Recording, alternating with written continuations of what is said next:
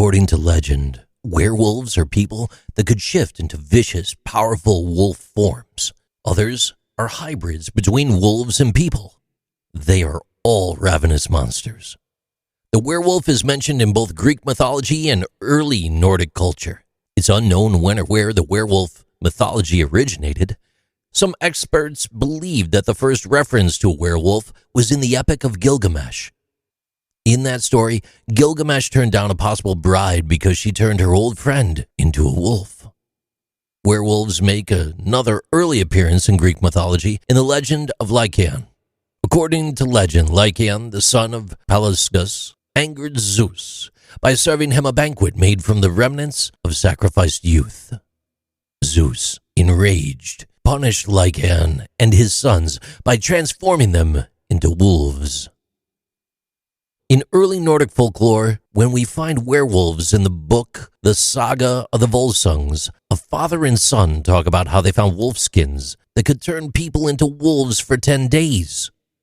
The father and son donned the pelts, transformed themselves into wolves, and went on a killing rampage through the woods. When the father attacked his son and murdered him, the anger subsided. The son only survived because a kind crow gave the father a healing leaf. A curse, according to many traditions, allows werewolves to shapeshift at will.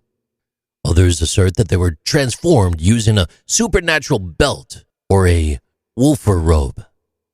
Others say that a werewolf can change a person into a wolf if it scratches them or bites them.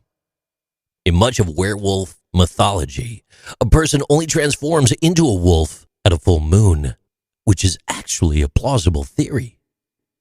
According to a study conducted at the Calvary Mater Newcastle Hospital in Australia, a full moon brings out the beast in many people.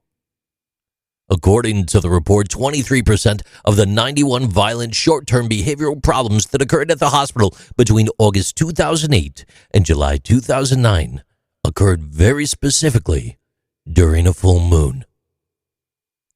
Patients acted like wolves by, among other things, biting, spitting, scratching staff members. Many of them were intoxicated or on drugs or alcohol at the time. They were so violent when the moon was full. It was shocking. There may be a medical explanation for the phenomenon of werewolves overall, though. Consider the case of Peter the Wild Boy. In 1725, he was seen going through a German forest on all fours, completely nude. Many individuals believed that he was a werewolf or he was raised by wolves. Peter ate with his hands, and he could not speak. The courts of King George I and King George II finally adopted him, and he lived out his days in England as a pet. Peter definitely had Pitt-Hopkins syndrome. Discovered in 1978, it was an illness that causes people not to be able to talk. They would have seizures, and they would also have strange facial features, trouble breathing, and have trouble thinking. Other medical conditions historically related to werewolf madness include lycanthropy, an unusual psychological disease in which a lot of people worry that they are converting into wolves or other animals.